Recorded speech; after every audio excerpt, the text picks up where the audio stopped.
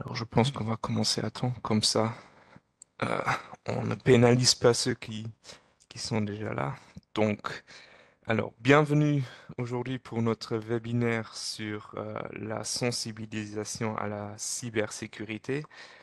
Mon nom est Tommy Linger, conseiller innovation à la Chambre des métiers, et on va aujourd'hui, pendant 1h30, on va recevoir cette sensibilisation à la cybersécurité et comment vous pouvez protéger votre entreprise au mieux. Concernant notre service ou concernant l'agenda aujourd'hui, une petite introduction de ma part. Par après, Monsieur Eric Monton va reprendre euh, la séance pour faire l'introduction ou vous présenter les différentes menaces numériques et les modes de protection. Et puis à la fin, on aura encore une session questions-réponses si vous en avez. Pour commencer, la session sera enregistrée et on aura la présentation par après. Donc, on va transmettre tout cela aux participants. Donc, comme ça, vous le saviez déjà. Et si vous avez des questions, n'hésitez pas à les poser dans le chat. Comme ça, on peut répondre au mieux. Puis, qu'est-ce qui fait le service e-Handwerk pour tous ceux qui ne nous connaissent pas encore? Donc, on fait du conseil en entreprise. Au niveau de la digitalisation et de la décarbonation, on fait des ateliers et des conférences comme aujourd'hui et on fait également beaucoup d'articles, des brochures, des pages d'information et tout cela pour informer les entreprises. Au niveau du conseil individuel, ça dure environ 1 heure et on fait une analyse sur place en disant ben, qu'est-ce que vous avez au niveau digital ou au niveau énergie décarbonation et comment on peut optimiser cela, quels sont les programmes de soutien, peut-être que vous avez des idées ou des projets concrets et comme ça on peut vous guider dans les différentes démarches pour par exemple les aides étatiques. Au niveau des ateliers et conférences, un petit outlook. Donc, fin avril, on aura un workshop en luxembourgeois allemand sur la stratégie de résilience pour les entreprises.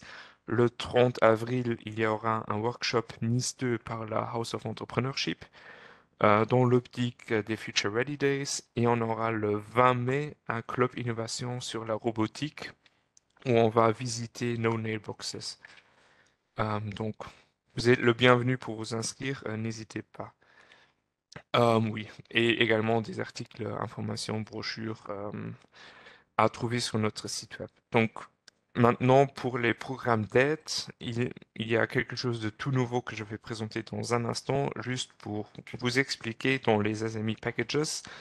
Vous avez différents paquets, le digital, l'écologie et le service. Ça a été modifié récemment sur une subvention de 70% avec pour des projets entre 3 000 euros et 25 000 euros hors TVA. Donc, si jamais vous avez une idée, un projet et vous pensez que ça peut rentrer dedans, n'hésitez pas à nous contacter. Comme ça, on peut voir si vous pouvez bénéficier et vous aider dans les démarches.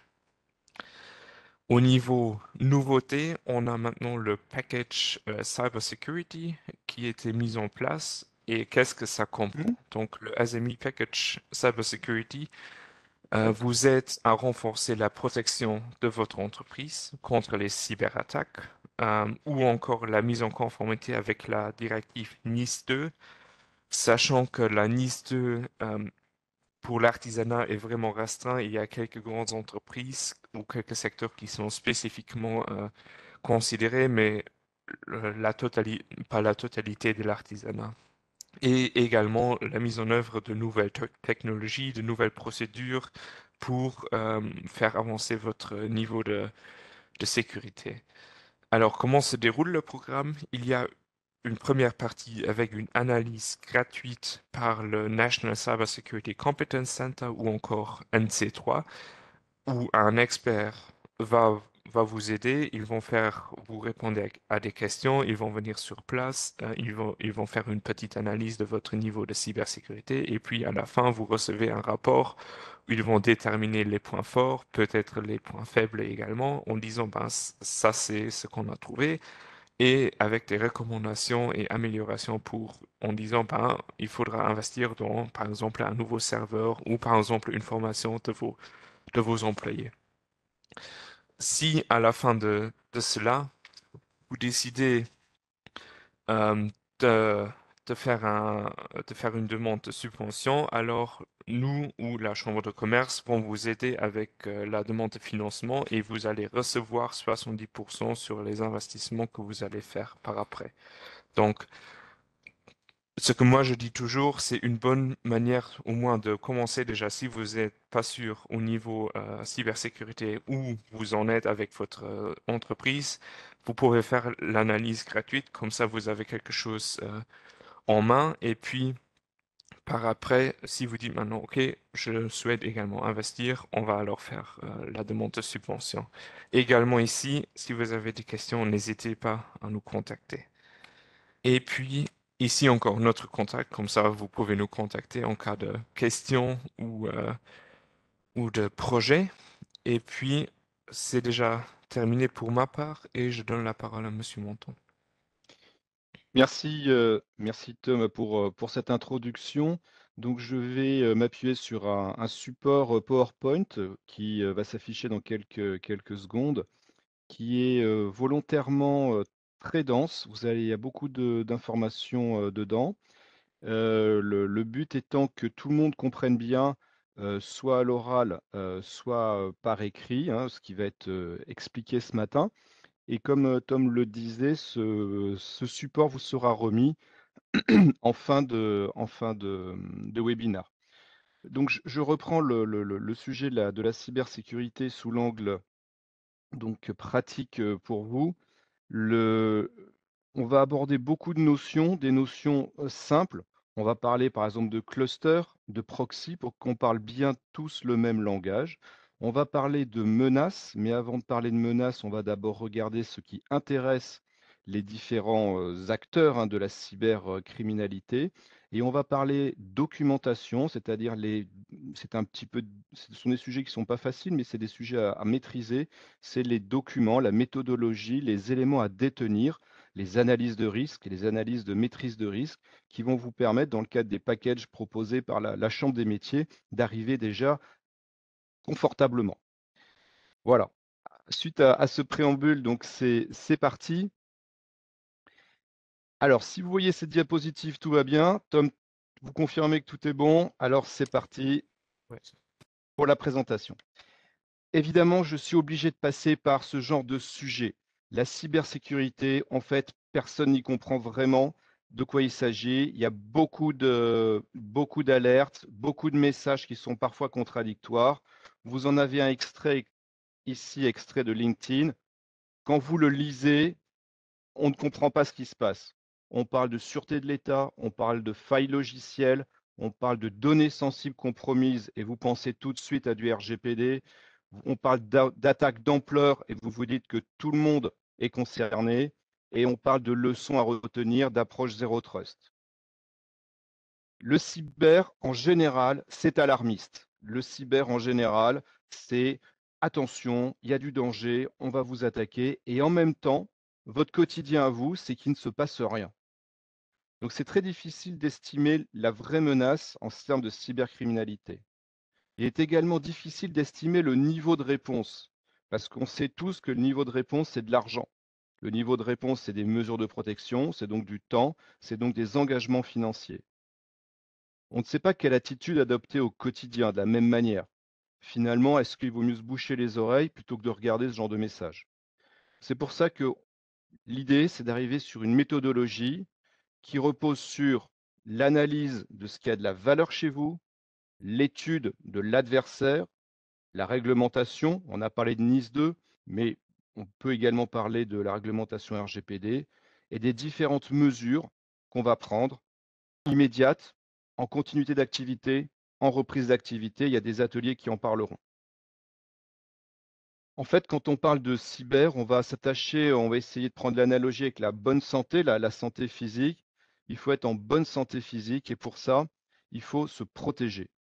Au-delà de ça, la cyber, c'est un atout compétitif. Maîtriser le domaine de la cyberprotection, Ça vous met en valeur vis-à-vis de vos clients, ça vous met en valeur vis-à-vis de vos fournisseurs, vous n'êtes pas un problème.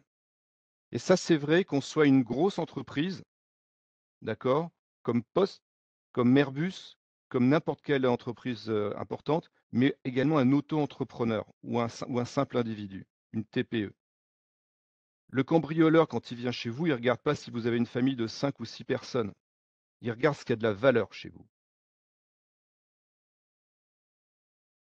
La cyberattaque, et on va revenir dessus, c'est quelque chose de soudain. Ça arrive sans prévenir, le matin, la nuit, un dimanche, et c'est violent. C'est écrit également, la cyber, de toute manière, une cyberattaque va imposer un temps d'arrêt à votre activité. Parce qu'on ne sait pas ce qui s'est passé, parce qu'il y a peut-être des systèmes qui ont été bloqués, parce que peut-être que vos systèmes ont été corrompus, vos données ont été corrompues. Et ce qui est intéressant, c'est que de notre côté, la cyberprotection, c'est compliqué, mais du côté d'un cyberattaquant, l'attaque, c'est très facile à faire. Et en plus, elle est peu coûteuse. Voilà, donc on va dérouler l'ensemble de ces sujets qui vont vous permettre de réfléchir sur votre situation, de prendre votre situation en compte. Encore une fois, les diapositives sont très denses, donc prenez l'esprit des diapositives et vous pourrez les regarder à tête reposée. Dans nous, la plupart des sociétés qui traitons de cyberprotection ou de cyberdéfense, on s'appuie sur des référents, hein. Et les référents, en France et au Luxembourg, ce sont ce qu'on appelle les ANSSI, hein, donc les agences nationales de sécurité des systèmes d'information. Le système d'information, c'est ce qui constitue l'échange de vos données, les flux de données, les dépôts de données, les stocks de données, etc. Ça, c'est votre système d'information. Et généralement, votre système d'information, il repose sur un système d'information informatique. Mais vous pouvez très bien avoir des archives papier, des documents papier qui circulent. D'accord?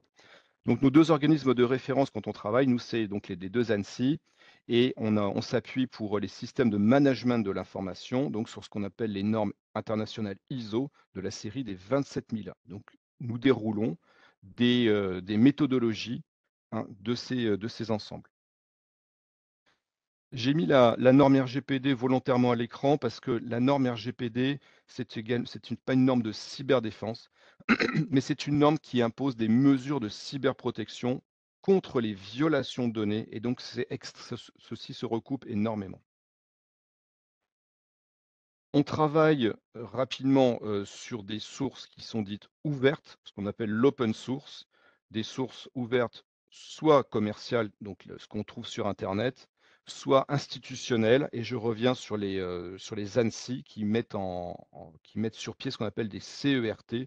Ce sont des organismes qui ont vocation à diffuser des alertes quand il y a des menaces majeures ou des menaces qui sont lancées de manière générale. Alors, premier point, toujours en introduction, c'est il faut tordre le cou à la facilité. Aujourd'hui, au Luxembourg, ce matin, il fait beau, il n'y a pas d'attaque. Sur notre système actuellement, il n'y a pas d'attaque en cours. Il y a des robots qui travaillent. A priori, tout va bien. D'accord? Et donc, il faut tordre le cou à l'illusion de facilité. Si vous vous dites c'est trop compliqué la cyberdéfense, si vous vous dites ça ne m'arrivera pas, si vous vous dites ça coûte trop cher et si vous vous dites j'ai quelqu'un qui va s'en occuper, de toute manière, il y a des solutions open source, il y a plein de choses, vous prenez des risques. D'accord? C'est comme si vous alliez chez un dentiste, vous allez chez quelqu'un d'agréé, vous allez voir quelqu'un qui a pignon sur rue, hein, et vous n'allez pas voir quelqu'un qui est dans la rue. C'est vraiment une question de santé, la cybersécurité. Donc, ce point est vraiment important parce que à un moment, vous allez engager des moyens humains et des moyens financiers ou du temps, tout simplement. Et donc, il faut avoir conscience que c'est un investissement. Cette cyberprotection qu'on va détailler un petit peu plus tard dans le cadre de la cybercriminalité, c'est un véritable atout. C'est un atout de sérieux, c'est un atout de confiance. Vous êtes ce qu'on appelle des partenaires de confiance pour votre clientèle, pour vos fournisseurs, pour ceux qui vous entourent, votre écosystème. Vous imaginez bien les dommages, hein, d'un mail contenant une pièce jointe vérolée que vous envoyez à toute votre liste de diffusion. C'est ces sujets-là qu'on va traiter. La première question à se poser, c'est qu'est-ce qui intéresse les cybercriminels? C'est ce qu'on appelle les actifs. Donc les actifs, ce ne sont pas les actifs au sens comptabilité, actifs passif. Les actifs, c'est au sens de valeur. C'est ce que vous allez retrouver dans les clauses d'assurance en particulier. On va vous parler de détailler vos actifs, ou lorsque vous aurez des audits, on vous demandera de présenter votre cartographie d'actifs. Les actifs, donc, c'est ce qui a de la valeur.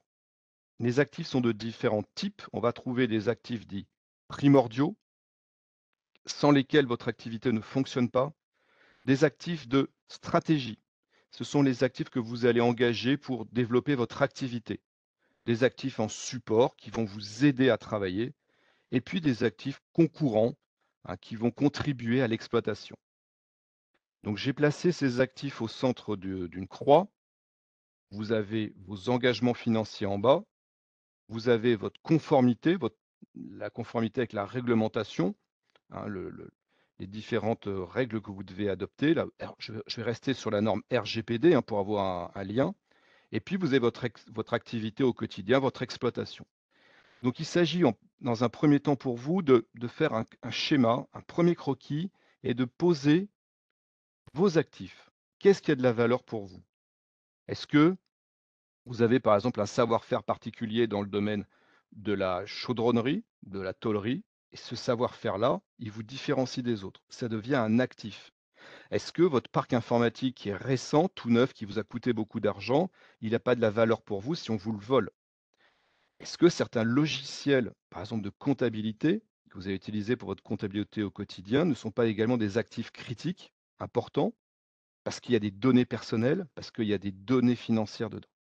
C'est vraiment important, il y a pas de i p aucune société n'a les mêmes actifs qu'une autre, d'accord? Donc c'est important que vous placiez de manière vraiment subjective, c'est vous qui allez le ressentir. Qu'est-ce qui a de la valeur pour vous? À partir de là, on va voir les risques qu'il y a sur ces actifs, qui portent sur ces actifs. Les risques sont là pour le coup génériques. Le premier, c'est bien sûr la perte de matériel, par exemple, bien sûr, par le feu, par le vol, et cetera. La divulgation et la compromission d'informations. Ça, c'est également un risque majeur qui va porter sur vos informations à vous, que ce soit sur des brevets, que ce soit sur vos bases de données, sur des échanges commerciaux que vous pouvez avoir, hein. La compromission d'informations, c'est quelque chose de majeur. Un autre risque, c'est la modification de données, des données qui sont abîmées parce que votre système informatique ne fonctionne pas bien et les données sont corrompues, les fichiers Word ne s'ouvrent plus, ou l'inaccessibilité à certaines données. Et là, on voit arriver des menaces de type virus, donc ce qu'on a des codes malveillants, hein, le bon terme, c'est les malwares, les codes malveillants, des virus, ou des opérations de chiffrement agressives sur vos données en vue de vous demander quelque chose en retour. Donc ces risques génériques, vous allez les appliquer sur vos actifs, ce que vous considérez comme vos actifs, et on va regarder les impacts qu'ils ont sur vos finances. En prévention, vous allez engager de l'argent et puis lorsque vous êtes attaqué, vous allez devoir restaurer, rétablir votre service. L'impact que ça a sur la conformité, une fuite de données, ce n'est pas anodin si dans les données qui ont fuité, vous avez des données dites personnelles et ces données personnelles peuvent vous engager en tant que responsable parce que vos employés vous demanderont des comptes sur les données personnelles qui les touchent, qui ont été compromises ou qui sont sorties et in fine sur votre exploitation et votre activité. Donc le premier point dans la cybercriminalité, dans le travail de cybercriminalité, avant de regarder qui va vous attaquer, c'est d'arriver à estimer ce que vous allez devoir protéger absolument ou secondairement. Qu'est-ce qui est attractif pour quelqu'un d'extérieur? Ça, c'est vraiment le premier point parce que le cybercriminel, lui, il va regarder quelque chose que vous ne pensez pas important ou qui est également important pour vous, mais que vous n'avez pas bien protégé. Donc il faut faire ce qu'on appelle une revue des actifs, au-delà de ça, une cartographie des actifs et si possible, une cartographie des flux des actifs. Où vont les données entre vos serveurs, vos ordinateurs, entre vos bureaux physiques et vos armoires physiques avec des archives papier, etc.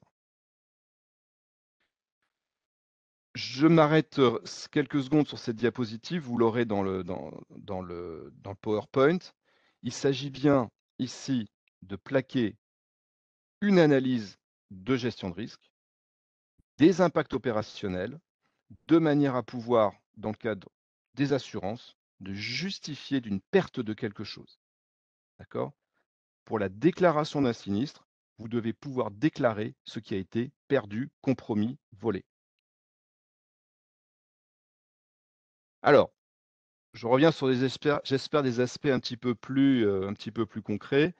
On est d'accord, un actif, c'est quelque chose qui a de la valeur et donc tout ce qui a de la valeur peut attirer quelqu'un. Donc derrière tout actif, il y a une cybermenace ou une menace dite de cybersécurité. Par exemple, une fuite de données.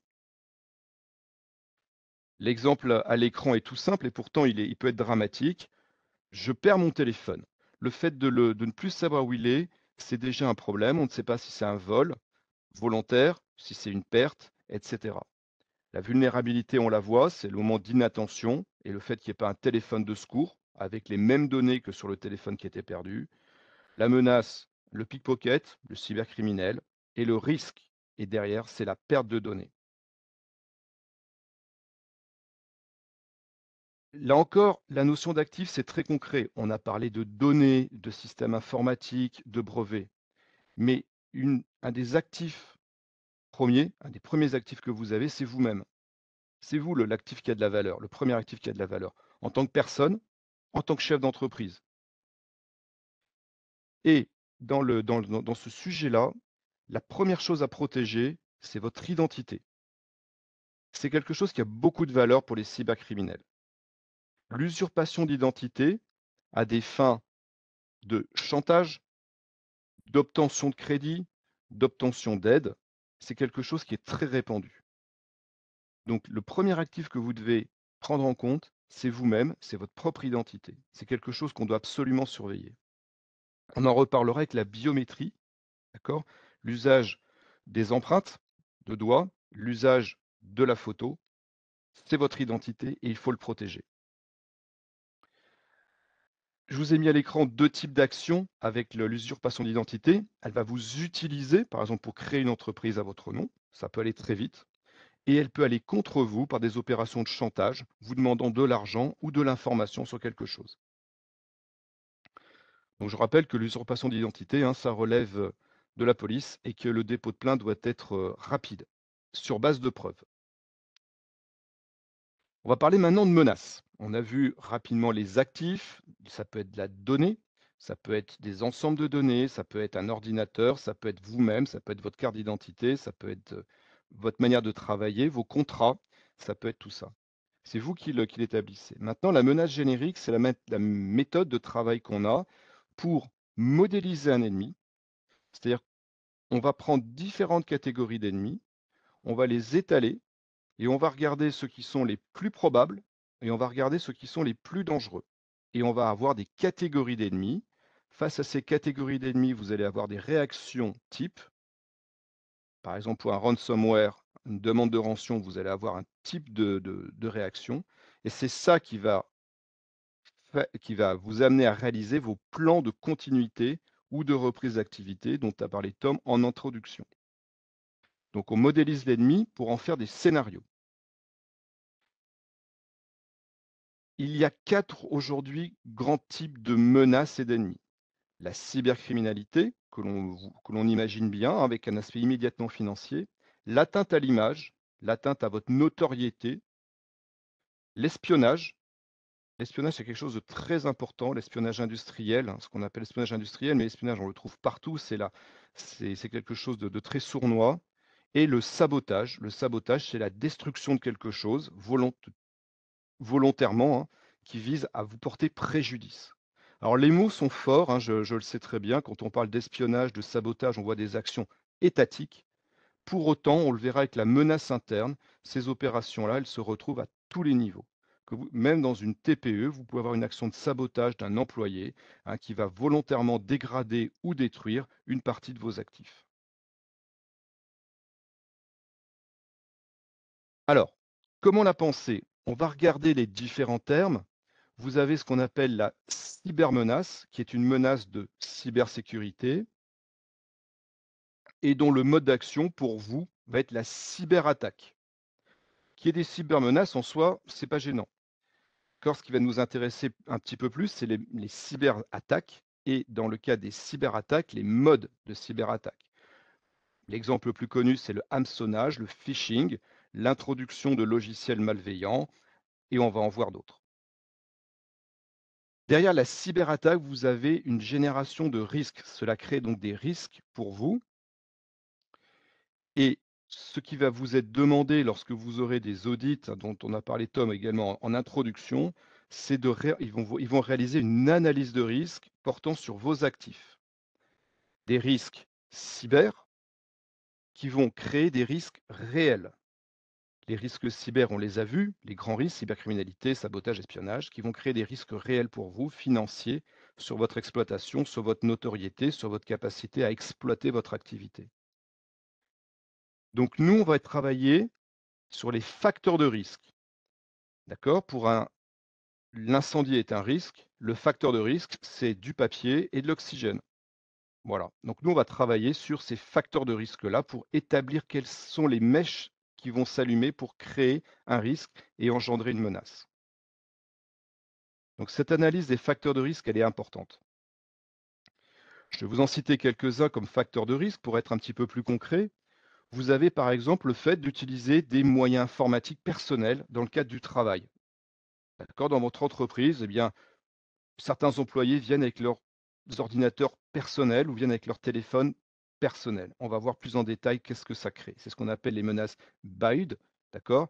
Apportez vos propres outils. Vous pouvez avoir des bâtiments sans sécurité d'accès ou avec une sécurité d'accès limitée sur votre outil informatique ou sur vos archives, etc. Vous pouvez avoir des politiques de mots de passe insuffisantes, c'est-à-dire que vous avez incité votre personnel à avoir un mot de passe complexe, dur à craquer, mais vous n'imposez pas qu'il soit changé régulièrement ou tout au moins vous ne contrôlez pas qu'il ait été changé régulièrement. Vous n'appliquez pas de politique spécifique sur vos mots de passe. Ça, ce sont les facteurs de risque qu'on va regarder. Et ça doit faire partie de votre tableau de bord de dirigeant, d'accord? D'avoir ces facteurs de risque sur un côté et de voir si vous les avez pris en compte et si votre personnel les a pris en compte. C'est ce qu'on appelle les démarches de gestion de risque, hein. Il y a plusieurs termes autour, je vous les donne rapidement parce qu'on va en parler. Ce qu'on appelle la risk governance, la gestion de risque, la stratégie, le risk management, la gestion des facteurs de risque, et le risk assessment, c'est l'évaluation du risque sur votre activité. En fait, ce qui est compliqué, ça va être d'associer un élément, un fait, un problème avec la réalité de la menace qu'il y a derrière. Je vais prendre un exemple. Vous recevez un mail un matin qui manifestement est un spam. Vous a été envoyé, il est publicitaire, il correspond à pas grand-chose. Il vous pose un souci, mais qu'est-ce qu'il y a derrière?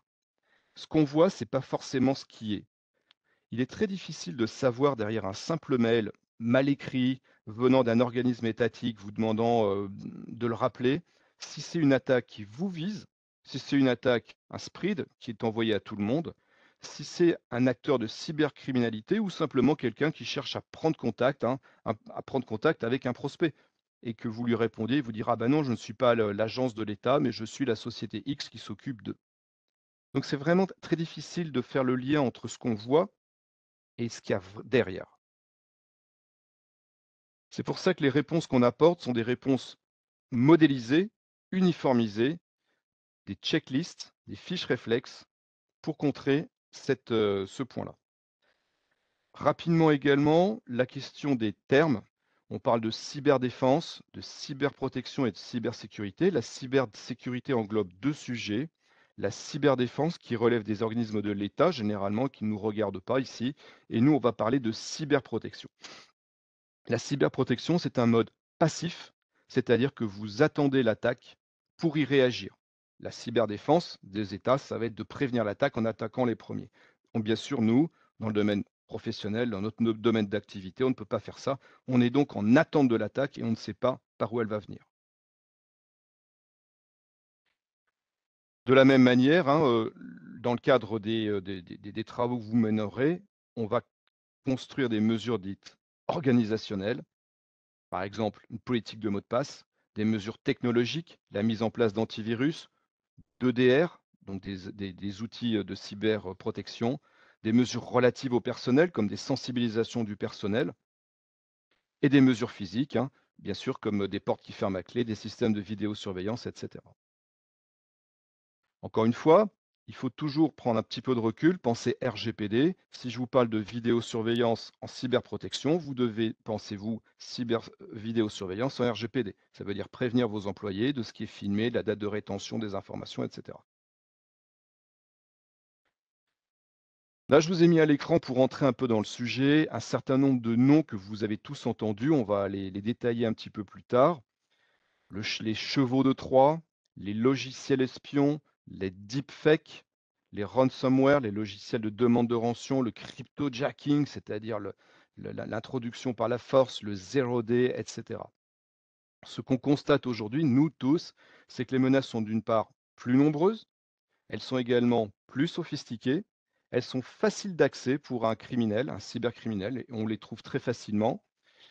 Elles sont très efficaces et on va le voir principalement sur l'émotion de la personne qui est victime. Ça joue beaucoup sur l'humain et elles sont cumulatives. C'est-à-dire qu'aujourd'hui, on voit des attaques qui sont dites complexes, c'est-à-dire on va avoir des robots qui vont d'abord travailler, qui vont permettre ensuite aux cybercriminels de prendre la main, etc., etc. Alors, les différents types de cyberattaques. Il y a beaucoup de types d'attaques, elles ont toutes un objectif, c'est pénétrer votre système. Alors, en vrai, il y en a deux. Il y a pénétrer et bloquer votre système. Mais on va retenir simplement l'objectif, c'est pénétrer votre système. Donc, vous êtes, vous, dans une logique de protection face à ça. Le premier, le plus connu, c'est ce qu'on appelle le phishing, l'hameçonnage. On va essayer de vous attirer sur quelque chose, à donner. Ça peut être la réponse à un mail. En répondant à un mail, vous montrez que vous existez, que votre boîte existe. On va vous demander de l'information sur vous, une information directe, donnez-moi votre compte bancaire, mais ça, on saura tous réagir, ou de l'information indirecte, est-ce que je pourrais avoir un devis de votre part? Donc le phishing et donc l'hameçonnage, c'est aujourd'hui le mode principal de tentative de pénétration de nos systèmes. En découlera deux modes d'attaque, la fuite de données, volontaire, vous allez vous-même donner de l'information, ou involontaire, on va rentrer un code malveillant dans votre système qui va extraire de l'information. Et l'autre mode d'attaque derrière, c'est l'attaque par ransomware, l'attaque par logiciel de demande de rançon qui va donc bloquer temporairement votre système contre une contrepartie d'information ou financière. Le DDoS est un autre mode d'action. Lui vise pour le coup à bloquer votre système, c'est-à-dire à attaquer votre image finalement, à montrer que vous n'existez plus sur Internet, ou alors à exiger une contrepartie financière par le chantage. On va en fait envoyer un certain nombre de requêtes, par exemple sur les serveurs. On va saturer un serveur, par exemple, ou un système informatique pour l'empêcher de fonctionner. On va attaquer de la même manière un site web. La faille 0D. Donc, la faille 0D, ça rentre dans la question des mises à jour de sécurité. Donc, les mises à jour de sécurité, elles sont préventives, c'est-à-dire que les éditeurs de logiciels, ils estiment déjà dans leur travail d'analyse de risque là où il y a des risques et ils vont apporter des réponses. Dans le cas de la faille 0D, l'éditeur, lui, n'a pas vu dans son analyse de risque le point d'entrée de l'attaquant. Et donc, l'attaquant a un temps très court pour pénétrer le système et l'éditeur a un temps également très court pour apporter une réponse. Ça, c'est la faille 0D, elle est extrêmement redoutable parce que le temps de préparation du correctif peut être long. Autre sujet, l'attaque par la force brutale, c'est une technique qui vise à pénétrer votre système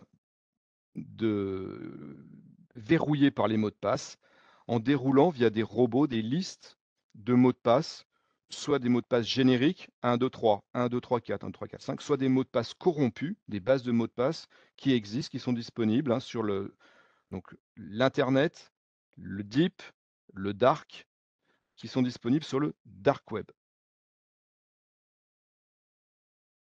Le man in the middle. Le man in the middle, c'est l'homme au milieu, c'est la personne qui va se mettre entre deux personnes qui s'appellent. Généralement, c'est dans les espaces publics.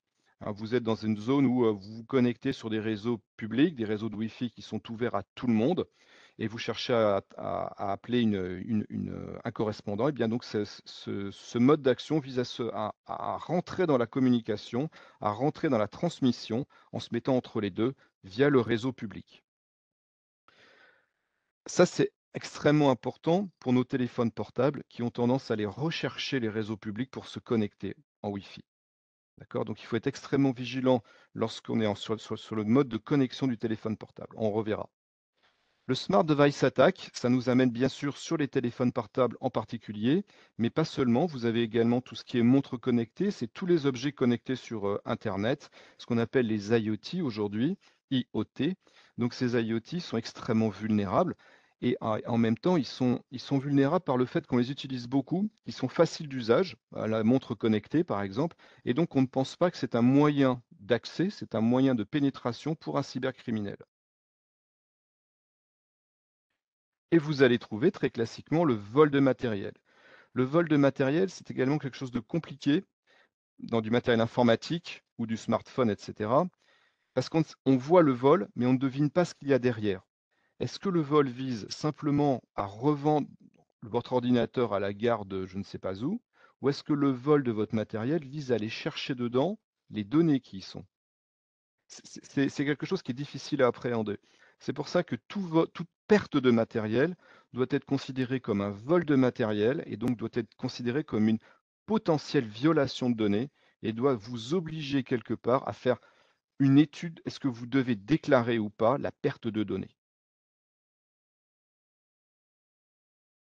Enfin, et on va revenir sur ce mode d'attaque hein, qui est extrêmement violent, bien sûr, le ransomware, le logiciel de demande de rançon, c'est un code malveillant qui va pénétrer votre système, qui va aller s'installer sur un disque, généralement celui de votre ordinateur, et généralement le chiffrer. D'accord? C'est une action qui va être réalisée en immédiat, c'est-à-dire par l'ouverture d'une pièce jointe, vous allez introduire immédiatement le code malveillant, ou qui va être réalisé en différé. Le code malveillant est rentré sur votre système, il est en attente et il va s'activer soit sur une date, un vendredi 13 par exemple, soit à la demande du cybercriminel. L'intelligence artificielle, il faut bien sûr en parler aujourd'hui, c'est un outil qui est pas très bien maîtrisé, qui n'est pas très bien connu, on ne sait pas très bien ce qu'il y a derrière. Et donc, c'est un mode, c'est un terrain de jeu qui est idéal, hein, évidemment, pour de la cybercriminalité. Ce qu'on voit, c'est que l'intelligence artificielle, ça va amplifier les modes d'attaque pour les criminels, ça va leur permettre de générer des types d'attaques beaucoup plus facilement. L'autre point, bien sûr, c'est ce qu'on appelle l'ingénierie sociale, c'est la création de clones. Alors de clones tout ou partie, c'est-à-dire qu'une personne va apparaître en votre nom, d'accord? Vous allez être cloné et vous allez, sans le savoir, envoyer des mails, envoyer des directives de manière qui semble tout à fait authentique. Et l'intelligence artificielle également, le risque, c'est bien vous, puisque souvent on va utiliser l'intelligence artificielle actuelle dite générative, hein, celle qui va créer quelque chose. Pour qu'elle crée quelque chose, il faut l'alimenter en données.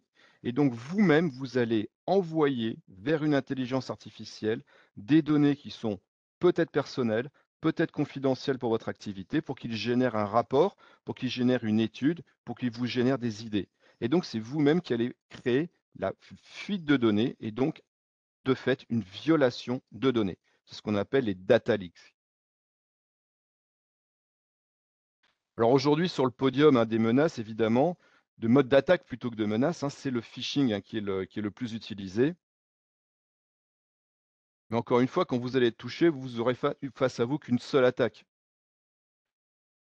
Alors, pour être un peu plus concret et direct, la principale menace c'est la cybercriminalité. Pour vous, le principal mode d'attaque, c'est le phishing.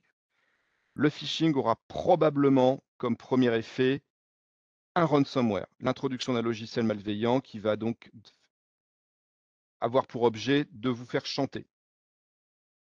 Donc finalement, c'est assez simple.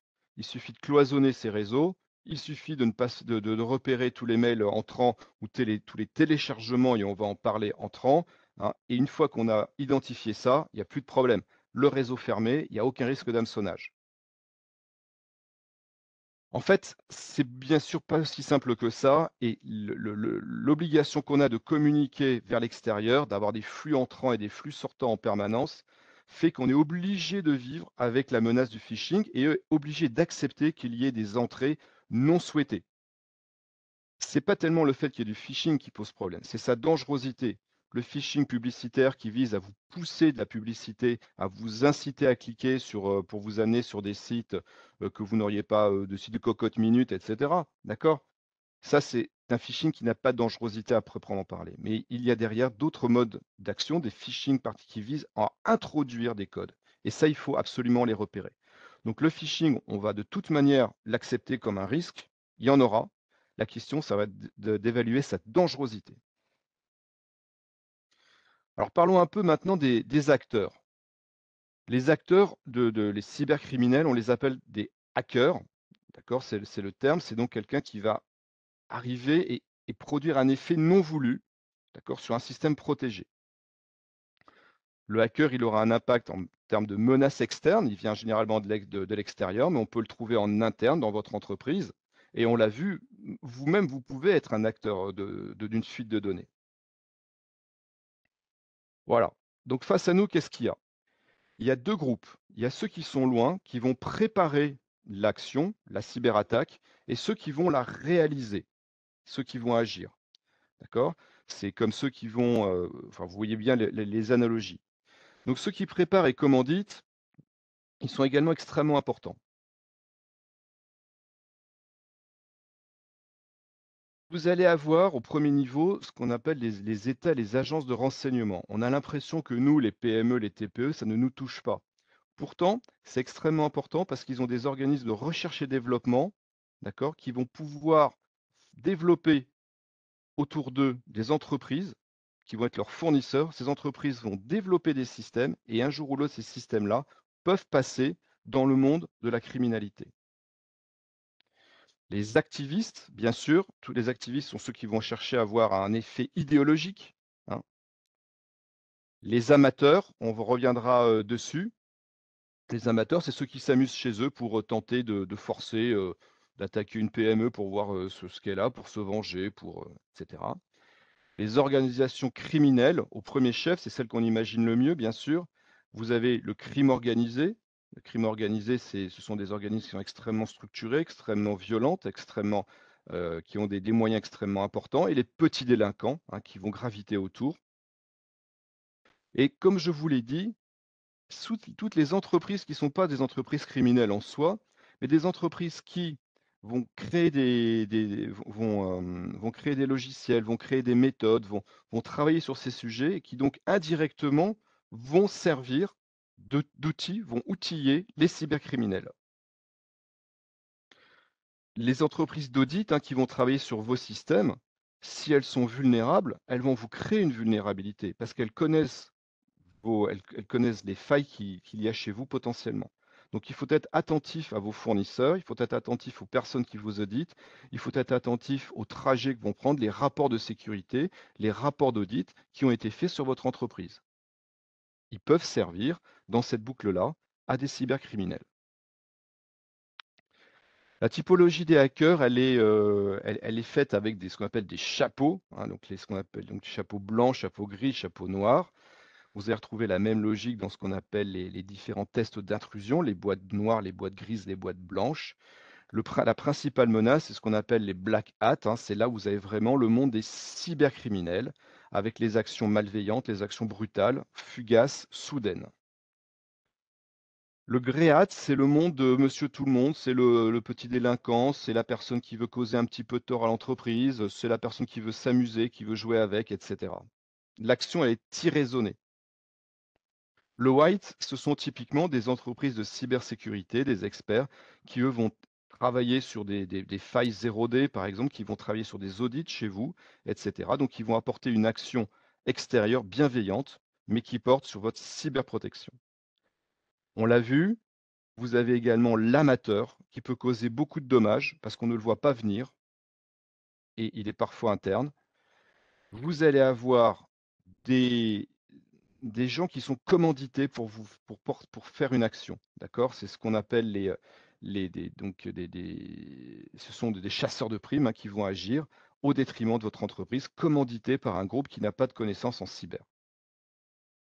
Et les activistes, hein, c'est la contraction d'un hacker et d'un activiste qui a des motivations idéologiques, qui peut attaquer un site. Un site, par exemple, vous êtes une PME, vous êtes une entreprise qui travaille dans le domaine financier, hein, et qui donc va vous attaquer beaucoup plus facilement qu'un grand groupe bancaire, hein, pour montrer son idéologie anticapitaliste, par exemple. Donc aujourd'hui, clairement, à qui profite le crime? Contre vous, vous avez ce qu'on appelle les black hats, dont il faut se méfier, les scripts donc les amateurs, et éventuellement quelques activistes. Ça peut être des activistes, par exemple, dans le domaine de l'agriculture, hein, qui vont se battre pour des questions d'écologie, par exemple.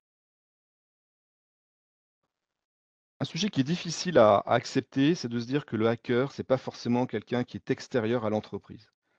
C'est La menace interne, c'est quelque chose qui est difficile à apprécier pour le chef d'entreprise parce que c'est très affectif, hein. Ses employés, on leur fait confiance et on estime que les employés font également confiance à leur directeur et à leur gérant. Donc c'est difficile parce que derrière, il y a forcément du soupçon. La menace interne, elle est réelle. La menace interne, elle est facile. La menace interne, elle n'est pas forcément directe. Ça peut être simplement de la complicité. Et donc, il faut bien la prendre en compte. Ce que j'appelle la menace interne, c'est au sens large. On l'a vu, ça peut être vous-même, parce que involontairement, vous allez envoyer de la donnée à l'extérieur. Votre comportement est un facteur de risque, est une menace interne. Ça peut être un de vos employés, ça peut être également un consultant que vous prenez. D'accord. Ça peut être également un partenaire qui est arrivé à rentrer dans votre écosystème. En tout cas, ce qu'on voit dans la menace interne, c'est qu'à la différence du cybercriminel, il a un accès autorisé à votre système d'information, à vos données, à vos actifs.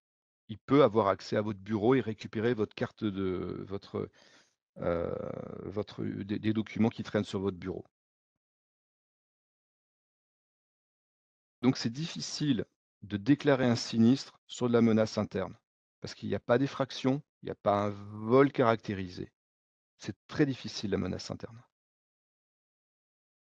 Les types d'acteurs et de facilitateurs, donc là je reviens sur les grands termes qu'on utilise. Vous avez l'employé de l'entreprise qui est manipulé pour plein de bonnes raisons. Ça, c'est quelque chose dont on verra les modes de protection et qui va donc chercher à divulguer de l'information vers l'extérieur. Vous avez la personne qui va, le traître, en clair, le traître, la personne qui va se venger de quelque chose ou qui va être incitée à faire une action qui n'est pas bonne.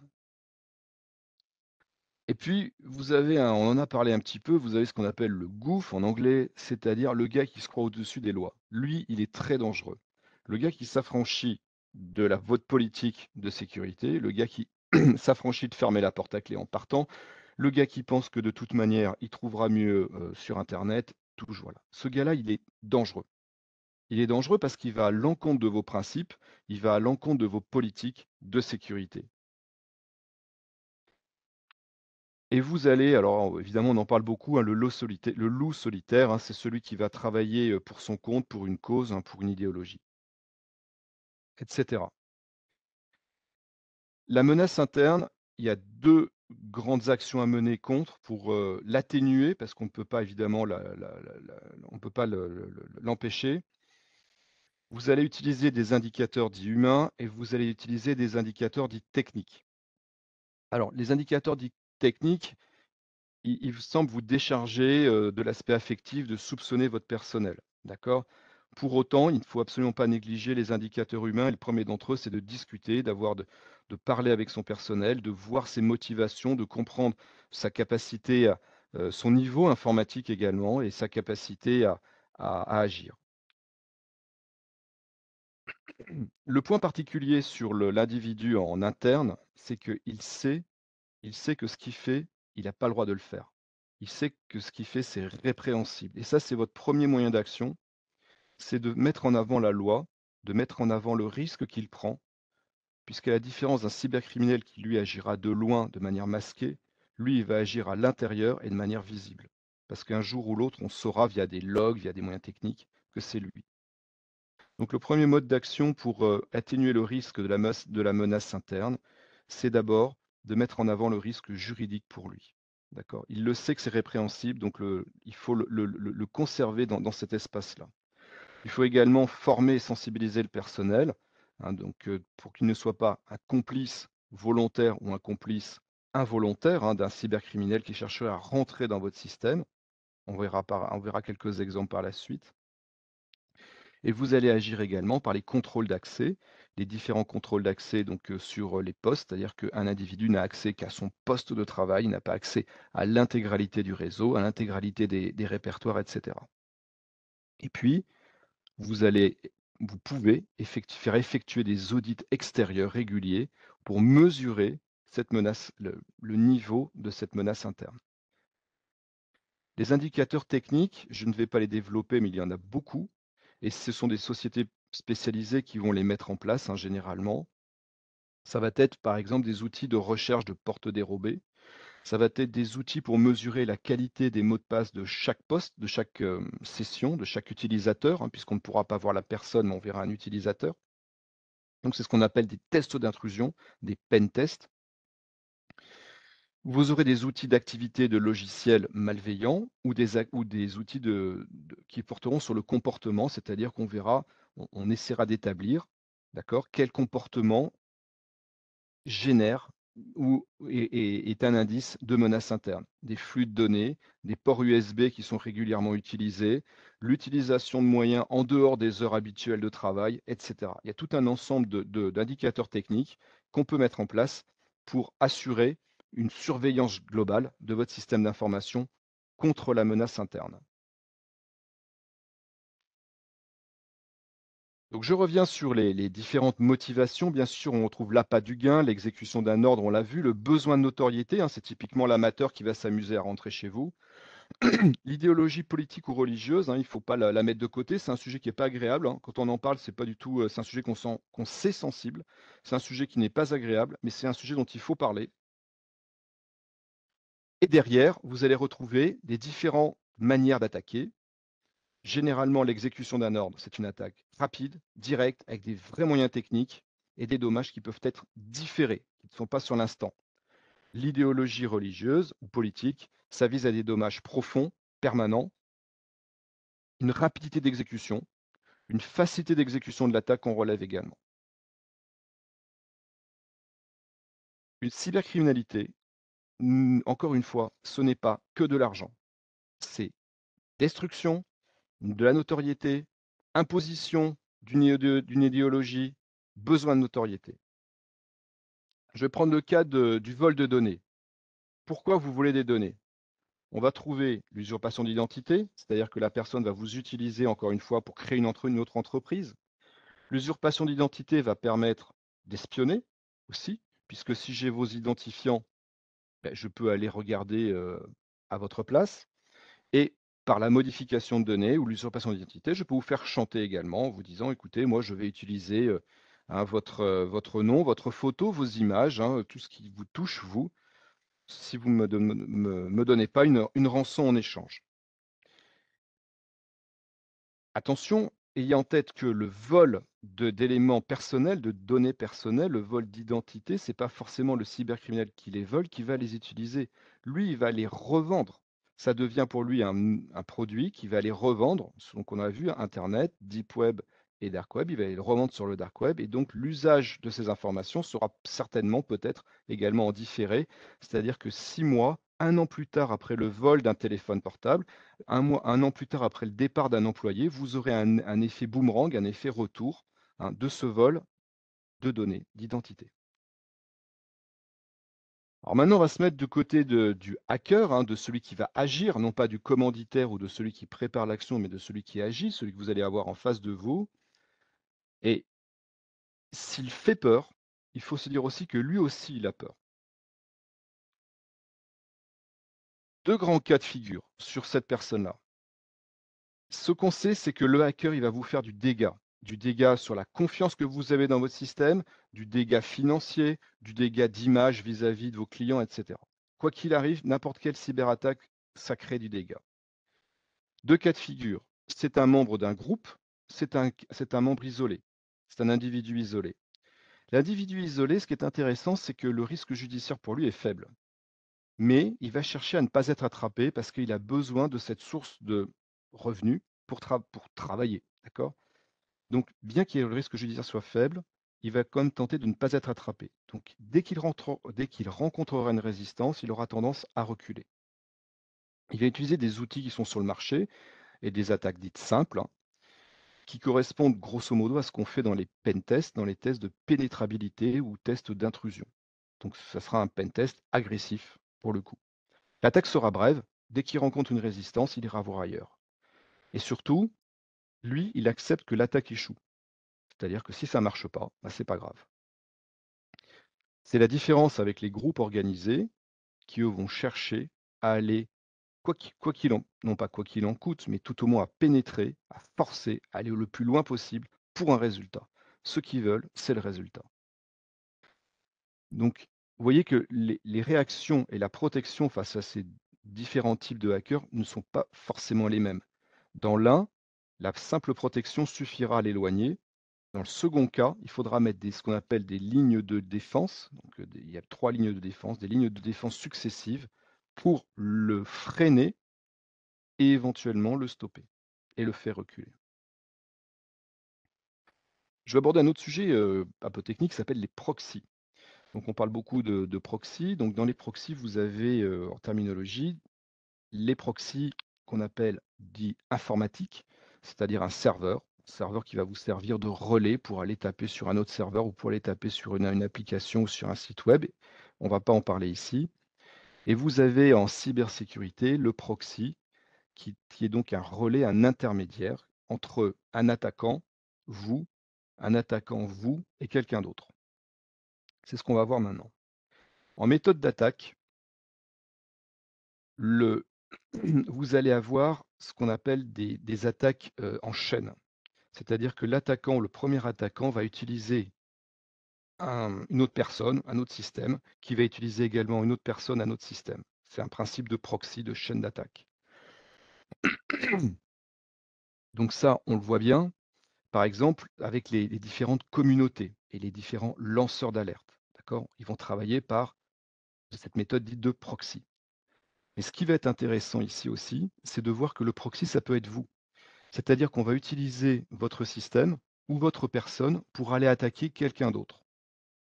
Je vais prendre l'exemple, hein, de ce qui s'est passé au mois d'août, où vous avez une application luxembourgeoise de langue qui a été hackée et qui visait à attaquer l'Institut national des langues. Donc l'Institut national des langues de Luxembourg est un organisme bien protégé, mais qui a donc des liens avec des applications, des centres de formation, etc. Et pour attaquer cet organisme national des langues, les hackers ont utilisé un proxy, en l'occurrence une application de traduction qui a un lien avec l'institut pour tenter de rentrer dans l'INL. Et donc, vous pouvez être un proxy en ça. Vous pouvez être utilisé comme un pont pour attaquer quelqu'un d'autre. En clair, ce n'est pas forcément vous qui êtes attaqué, mais vous êtes un outil pour attaquer quelqu'un d'autre. Et ça, c'est très important pour les assurances, puisque du coup, vous passez du statut de victime au statut d'attaquant.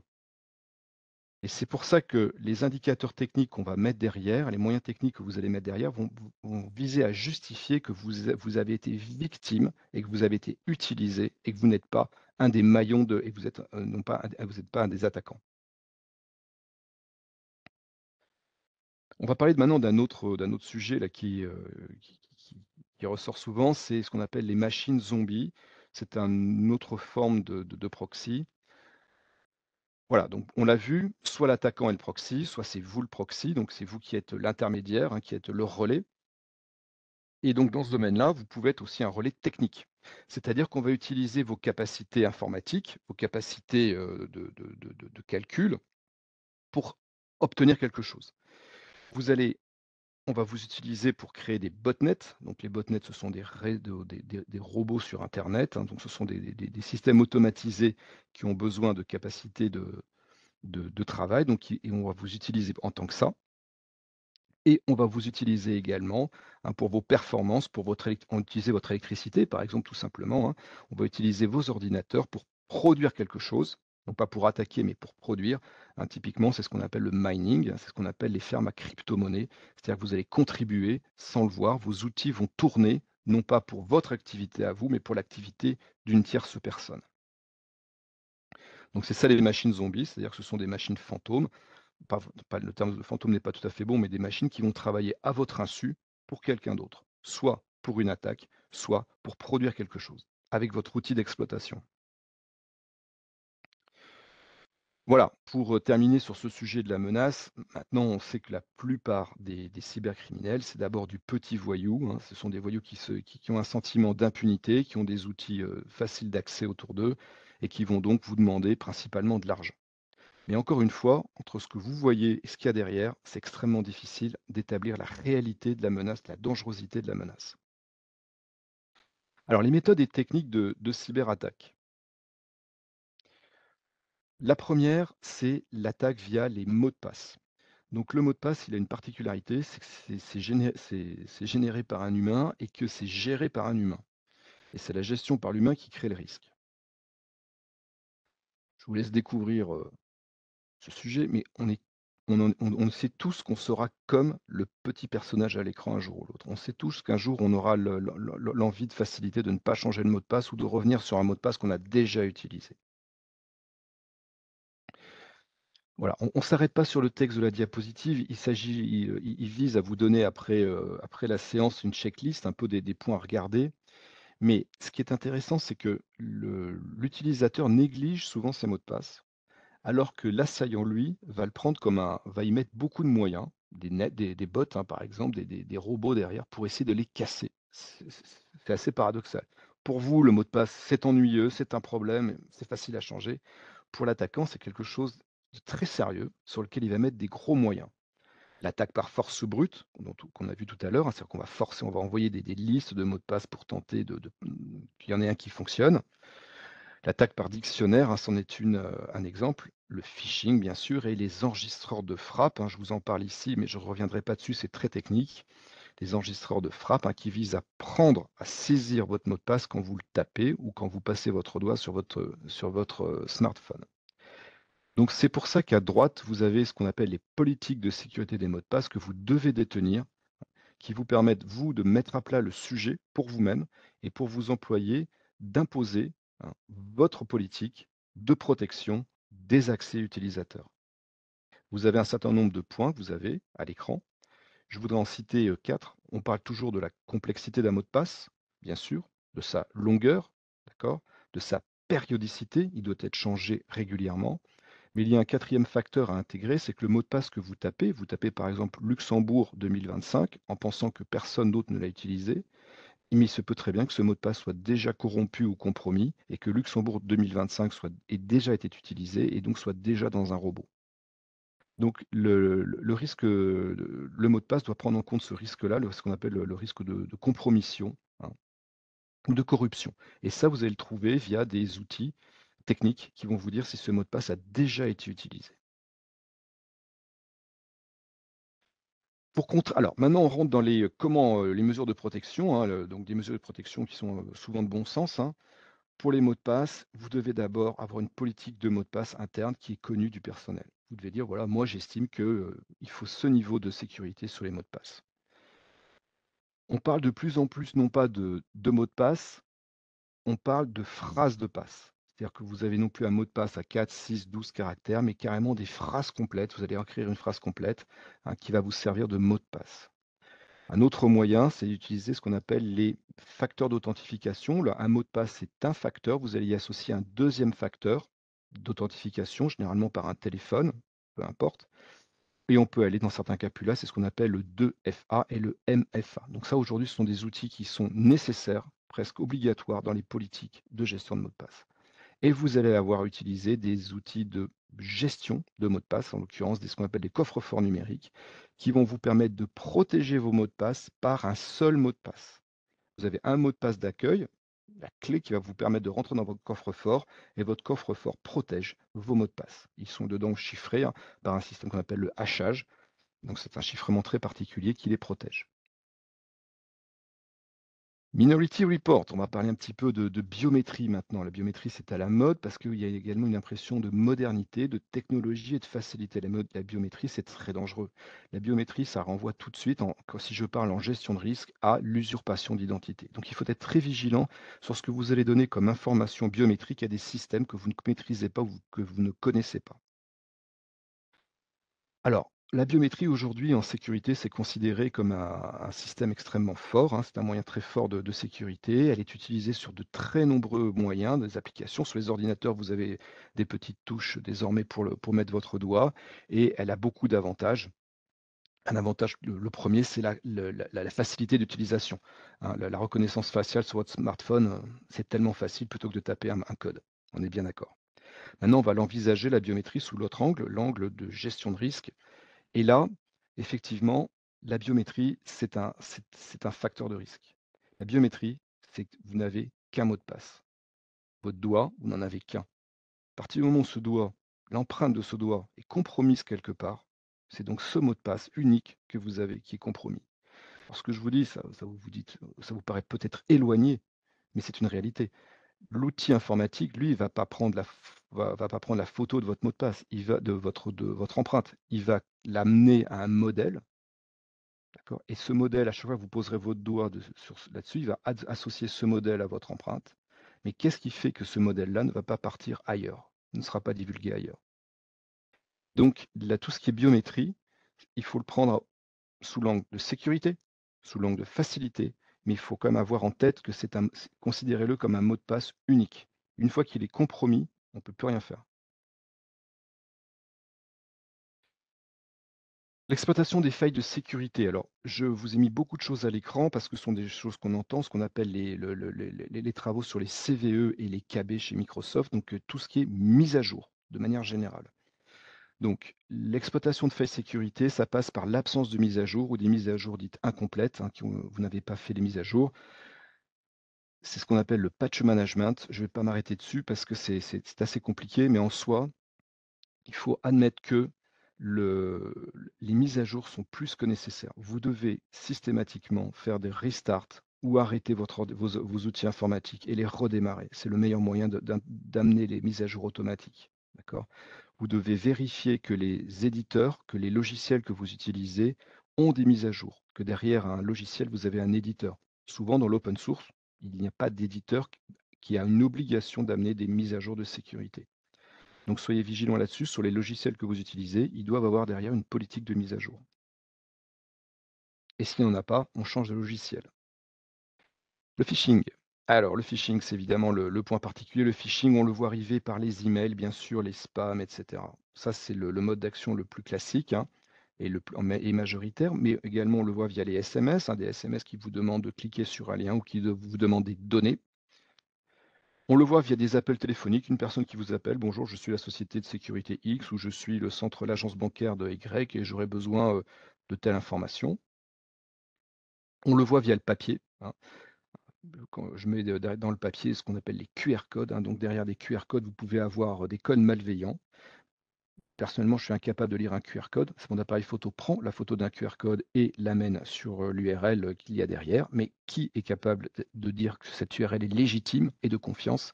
C'est un vrai problème. Donc soyez très vigilants avec les QR codes, hein, lorsqu'on les scanne. Et enfin, soyez également, dans le cas de la menace interne, extrêmement vigilants aux discussions entre collègues, entre vous, puisque l'hameçonnage, ça ne passe pas que par de la technique, ça parle aussi par du contact physique et de la discussion. D'accord?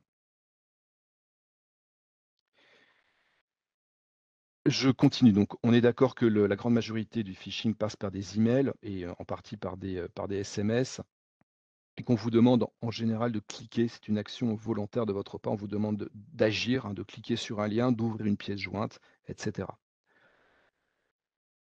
Alors, les différents types de phishing, je vais aller rapidement sur les sujets, mais vous avez ce qu'on appelle la protection individualisée personnelle, qui sont ce qu'on appelle les demandes d'aide. Voilà, j'ai un problème, je vous demande de l'argent. Ça, c'est les cas les plus connus, c'est les plus faciles sur lesquels vous réagissez le mieux. Vous avez la prospection individuelle, un petit peu plus professionnelle. On va vous faire une offre professionnelle. Écoutez, là, en ce moment, j'ai quelque chose de très intéressant. Cliquez sur le lien, rejoignez-nous sur tel site, etc. Et là, on peut parfois hésiter. Vous allez avoir la menace. J'ai parlé précédemment de prospection. La prospection, c'est publicitaire. Mais là, on va arriver sur le domaine de la menace personnelle. On va vous demander, via des informations recueillies sur internet ou autres, hein, via, une compromission sur WhatsApp, hein, des photos qui ont été envoyées, on va vous demander quelque chose et on va mettre en avant une affaire privée. Et là, on ne sait plus trop comment réagir. La menace individualisée professionnelle va viser, elle, votre organisation, votre entreprise, elle va vous demander, généralement via un ransomware, une campagne particulière, une demande de paiement.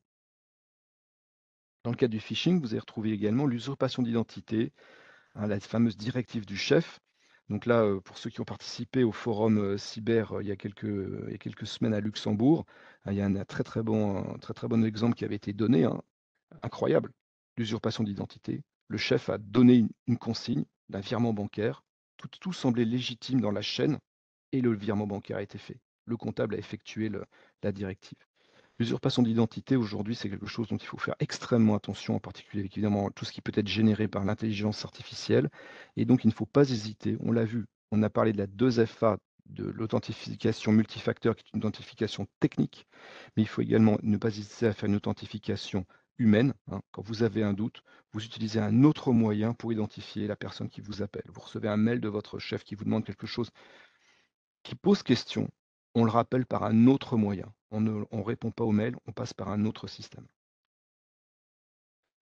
Le partenaire commercial, bien sûr, hein, qui va tenter, hein, d'obtenir de l'information ou d'en faire sortir, généralement par des demandes de régularisation financière. C'est ce que je vois moi personnellement beaucoup aujourd'hui. C'est-à-dire vous allez recevoir des factures erronées d'un fournisseur légitime, mais la facture est fausse. Vous pouvez également, recevoir des devis, hein, qui vont vous inciter à signer par l'offre promotionnelle qu'il y a derrière et ces devis sont également faux, mais vous engagent. Ce qu'il faut retenir dans le phishing, c'est que le facteur humain, il joue un rôle clé. Donc derrière, il y a des méthodes techniques, mais il y a beaucoup de sensibilisation, de l'entraînement et inciter le personnel à poser des questions en cas de doute. C'est ça qui est très difficile à faire parce que quand on fait une bêtise, on hésite à en parler. Donc je vous ai mis à l'écran des exemples de mesures à prendre, qu'on verra en dehors que vous pouvez regarder en dehors de cette réunion, mais qui sont, à la fois techniques et relatives au personnel. Le téléchargement, quelques mots sur les téléchargements. Téléchargement, c'est un des moyens d'hameçonnage de phishing le plus facile, parce que téléchargement, on en fait tout le temps. Téléchargement, vous en faites en permanence. En permanence, c'est des données qui entrent, qui ont des flux entrants dans vos systèmes. D'accord? Donc le téléchargement, il est volontaire, il est poussé, il est tiré, il est tout ce que vous voulez, mais ce qui est certain, c'est que c'est un facteur de risque très important. C'est simple, on nous en propose en permanence, on nous demande d'en faire, télécharger, tel logiciel pour que et cetera. C'est gratuit, ça c'est très attirant ça, c'est le gratuit. Et puis en plus, d'autres le font à notre place, généralement dans le cercle familial. Et le téléchargement, c'est amusant parce que c'est encore plus facile sur le smartphone et on sait que le smartphone, c'est moins protégé qu'un ordinateur de bureau. Donc tout ça, ce sont des fausses bonnes idées. Il faut donc autant que possible être vigilant. On peut pas, c'est un risque qu'on va atténuer, c'est un risque qu'on ne peut pas faire disparaître, mais c'est un risque qu'on peut atténuer, d'accord? On va l'atténuer par aller sur des sites officiels, les App Store par exemple, des vérifications qui ne coûtent rien. On fait des vérifications sur internet de ce qu'on avant de télécharger, on peut vérifier des avis, des choses, peut-être que ça va donner des indices et on va vérifier régulièrement ce qui a été téléchargé sur votre ordinateur et surtout sur votre smartphone. Qu'est-ce qu'il y a en vrai sur votre smartphone? Est-ce que vous êtes capable de me le dire? Et au travail, bien sûr, on ne télécharge que si c'est utile. Et si on a des doutes, on pose la question, est-ce que je peux télécharger telle application? Oui, non, j'en sais rien peut-être. Mais on pose la question. Bien sûr, sur le phishing, le premier point, c'est prendre son temps, repérer des fautes d'orthographe, ne pas envoyer d'informations sensibles dans un même mail. Et si vous avez un doute sur l'adresse du mail, vous vérifiez par un autre canal, vous appelez par exemple au téléphone. On fait attention, bien sûr, à la qualité du site qui demande. On utilise les 2FA, on passe sa souris avant de cliquer et on vérifie les mentions de sécurité, les certificats donc de sécurité qu'il y a sur les sites pour les paiements. Donc principalement le HTTPS. Et surtout, si on a un doute, si on pense avoir fait une erreur, si on pense avoir communiqué quelque chose qu'on n'aurait pas dû faire, il faut surtout en parler parce que c'est là où à ce moment-là, on peut encore agir. La fuite de données, donc ce qu'on appelle les data leaks, les fuites de données donc involontaires, c'est généralement dans le cadre de ce qu'on appelle la shadow IA. C'est un sujet qui apparaît de plus en plus. La shadow IA, c'est très simple, c'est-à-dire que la direction de l'entreprise n'est pas intéressée par l'intelligence artificielle, ne l'utilise pas au quotidien, alors que, à contrario, les employés hein, donc, vont eux l'utiliser de manière discrète pour se valoriser, pour sortir de la production, etc. Et donc, via la shadow IA, on va sortir de la donnée, on va faire des copier-coller malheureux et les données sont sorties et on ne sait pas où elles sont. Donc, la fuite de données via l'IA, c'est un vrai problème aujourd'hui parce que la facilité d'usage et la qualité de la production de l'IA fait qu'on lui fait confiance. Et là, généralement, c'est bien sûr une personne qu'on a déjà vue qui va faire ça. Autre sujet dont on a un petit peu parlé au début, c'est l'usage des outils personnels dans le cadre professionnel. Il faut bien séparer ce qui relève du personnel et du professionnel. C'est facile à dire, bien sûr, parce qu'on a tendance à mettre sa boîte mail sur son téléphone perso pour n'avoir qu'un seul support, bien sûr, et pas trois téléphones dans la poche. Pour autant, d'un côté, le dirigeant ou le gérant doit écrire formellement dans ses directives, dans ses consignes à ses salariés, qu'est-ce qu'il autorise ou qu'est-ce qu'il n'autorise pas? Il peut autoriser des moyens personnels, mais donc il y a un on accepte le risque ou alors on exige une séparation franche et on met à disposition les moyens pour que le personnel puisse travailler. Les appareils connectés, j'en ai déjà parlé, je vous les mets à l'écran. Facilité d'usage, usage dans le domaine domestique, privé et donc le mix des 2, c'est un facteur de risque en cybersécurité. Donc il faut être extrêmement attentif à tout cet environnement-là. Donc c'est tout ce qui est raccordé à votre système internet, tout ce qui est raccordé à votre réseau, d'accord? Tous ces points-là sont des vulnérabilités.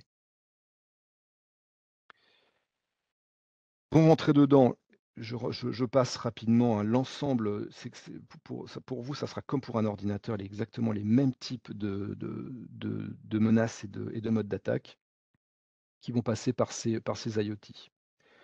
Donc pour ça, bien sûr, les applications dites de sécurité, les mises à jour régulières de vos systèmes, et si vos systèmes ne demandent pas de mise à jour, c'est un facteur de risque. Évitez, quand quelqu'un vient chez vous, de raccorder une personne que vous ne connaissez pas, qui malgré tout est un étranger que vous ne connaissez pas, et évitez également de vous raccorder via ces IoT sur des réseaux Wi-Fi publics, bien sûr. Donc c'est pas ce qu'on appelle faire de la ségrégation de réseaux, créer des réseaux ou des sous-réseaux, des réseaux purement professionnels dans lesquels les appareils qui sont rentrés sont identifiés, des réseaux d'attente, des zones grises, et puis des réseaux Wi-Fi publics qu'on mettra, ou des réseaux Wi-Fi, enfin des réseaux en tout cas publics qu'on mettra à part. Sujet majeur, le rançongiciel, le ransomware. Le ransomware, ça se passe comment? De toute manière, c'est ça. C'est une attaque directe sur votre écran et qui bloque tout.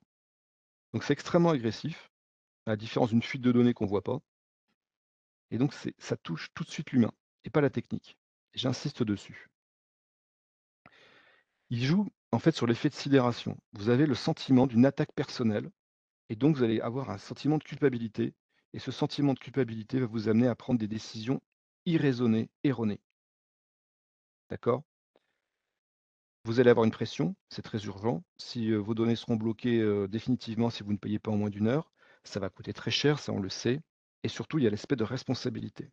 Quand on subit un rançongiciel, quand on subit un ransomware, on se sent responsable de ça. C'est moi qui ai fait une faute, c'est moi qui suis allé sur le mauvais site et cetera. C'est pour ça que la première mesure contre le ransomware, c'est de se préparer à recevoir la claque, parce que c'est ça, c'est recevoir cette claque dans le visage. C'est très important. Donc ce sont des sensibilisations du personnel, des exercices d'entraînement. C'est: «Je reçois ça, je prends tout de suite du recul». C'est un événement technique, c'est un événement qui est maîtrisable, c'est un événement sur lequel il y a des solutions. Il faut séparer ce qui relève de l'affectif dans l'attaque par rançongiciel de ce qui relève du plan, de ce qu'on a prévu et de la technique. Comment ils font d'ailleurs? Rapidement. L'attaquant, il va regarder votre chiffre d'affaires, ce qu'il a sur internet, il repère deux trois données et tel le moustique, il va dire: «Je fais un prélèvement, je vais leur demander X % de leur chiffre d'affaires». Donc derrière le ransomware, vous avez quand même un voyou, quelqu'un qui cherche justement à pas trop vous ennuyer, suffisamment, mais pas trop non plus. Donc il faut relativiser l'attaquant. Je reprends. L'attaque est brutale, elle est immédiate et le premier sentiment qu'on a, c'est que c'est trop tard. Les données sont dites chiffrées, etc. Premier point, on a un plan. Le ransomware, il faut l'envisager tout de suite comme une checklist. Attaque, on coupe tous les réseaux, tout ce qui va vers l'extérieur. Vous arrêtez Internet, vous débranchez Internet. Je vous ai mis des images pour qu'on soit bien clair. Vous débranchez tout ce qui touche à Internet, mais vous ne débranchez pas l'électricité. Vos appareils éteints, vous ne les rallumez pas. Vos appareils allumés, vous ne les éteignez pas. On débranche tout. Tout ce qui touche en termes de communication, on ne débranche pas l'alimentation. Et ensuite, on attend. On attend parce que, je vais passer sur ce sujet, la personne à l'autre bout, elle l'attend aussi. Donc c'est un jeu de poker menteur.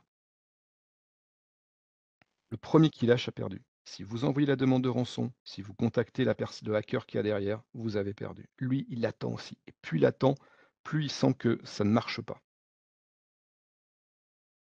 Autre sujet, quand il vous annonce que vos données sont chiffrées, est-ce que vos données sont réellement chiffrées ou est-ce que c'est simplement une menace sur vos données? On relativise son adversaire. Et vous, vous avez le plan. Premier plan, vous allez faire des copies d'écran. Vous allez, soit vous-même, soit une autre personne, faire des photos de votre écran pour commencer à accumuler des preuves, ce qu'on appelle ouvrir une main courante. Ensuite, on se rassure.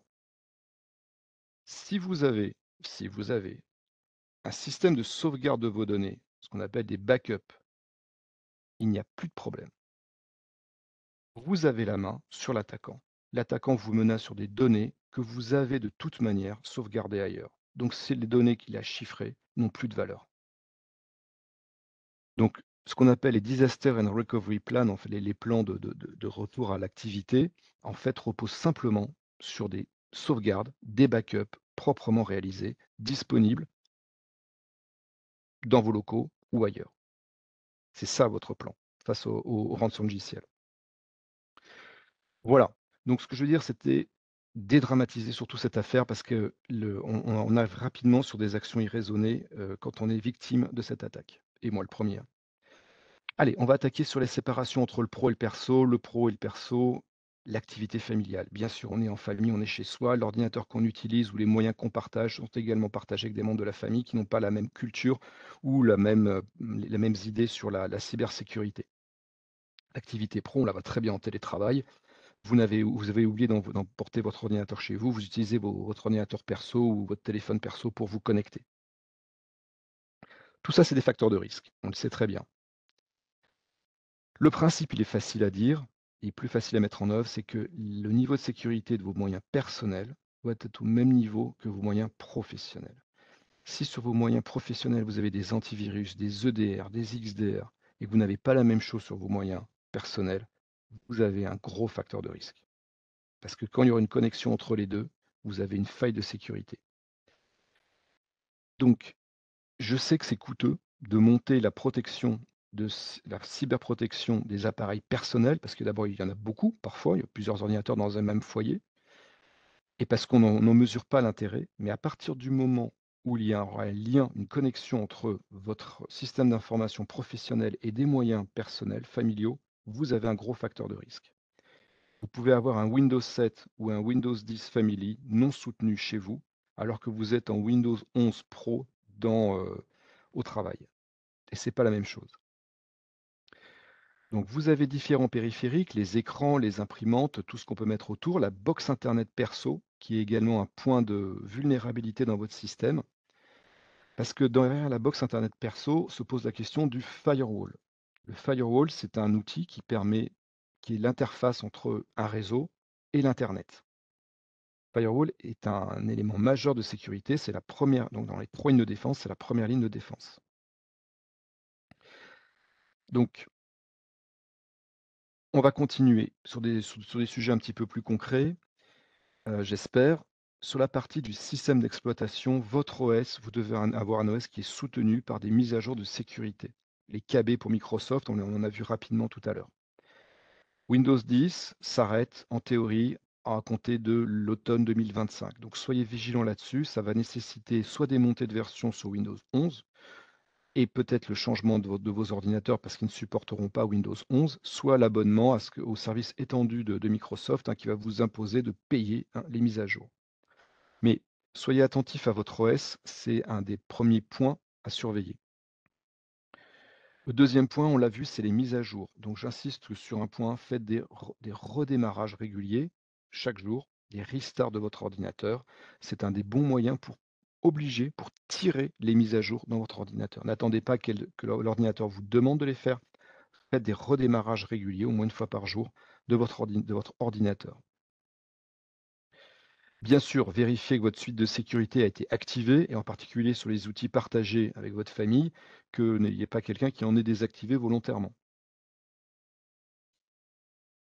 L'usage de l'ordinateur doit être clairement défini, c'est ce qu'on appelle la segmentation par session. Vous devez avoir une session dite administrateur avec tous les droits dessus, qui vous appartient, que vous ne déléguez pas, et des sessions dites utilisateurs avec des droits restreints de tout type, donc pour chaque membre de votre famille. Donc chaque membre de votre famille, par exemple, a un droit utilisateur, une session utilisateur.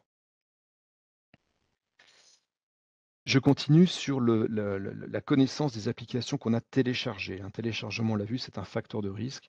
Vous devez savoir où trouver les applications que vous avez téléchargées et vous devez savoir quelles applications tournent en fond derrière, quand votre ordinateur travaille ou votre smartphone travaille. Donc c'est très important de savoir où trouver la liste des applications téléchargées.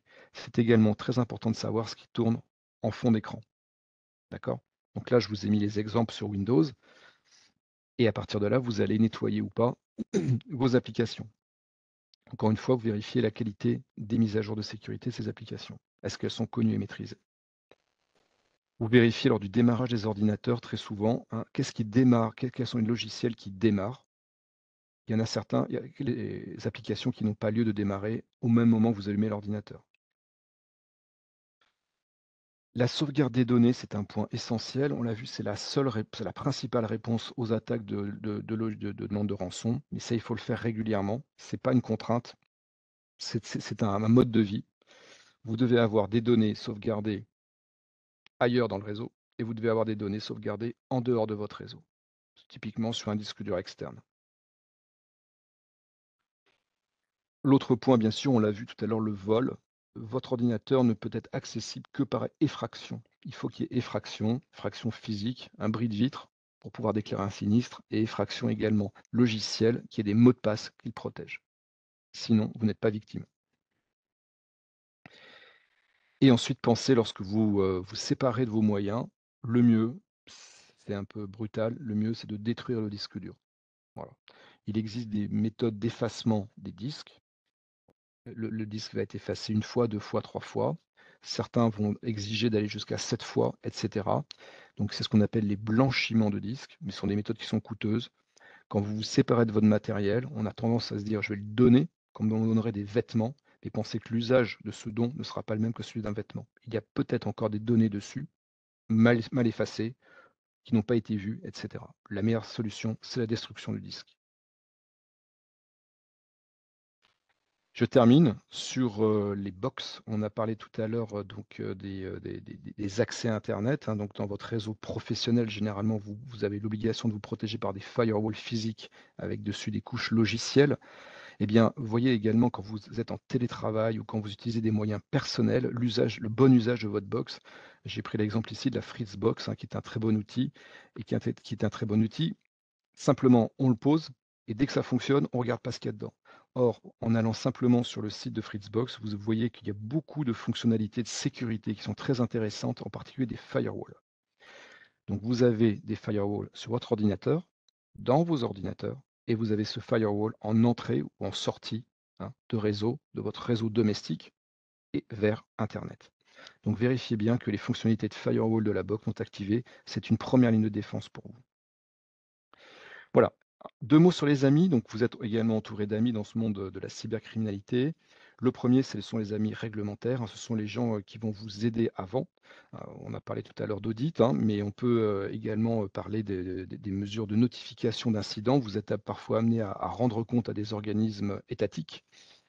Donc c'est très important parce que ce n'est pas une dénonciation, ça permet de diffuser une alerte. Si vous avez été attaqué par un certain type de criminel ou par un certain mode d'action de criminalité, d'accord? Ça permet de diffuser via un organisme gouvernemental l'information à beaucoup de monde.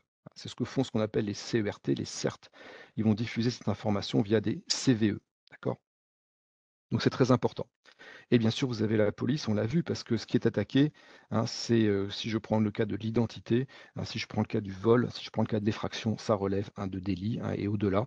Donc vous avez une obligation et vous avez, plus qu'une obligation, la nécessité, hein, de contacter la police. Pour ça, à chaque fois que vous avez l'impression, vous avez la réalité d'une attaque, pensez à prendre des photos, pensez à prendre à relever des preuves de ce type-là et de tenir une main courante des événements. Vous notez ce qui se passe, vous notez ce que vous avez fait, d'accord? Ça vous servira dans la déclaration de sinistre et ça vous servira également dans le dépôt de plainte, hein, puisqu'il va falloir prouver le fait qu'il y a eu un délit.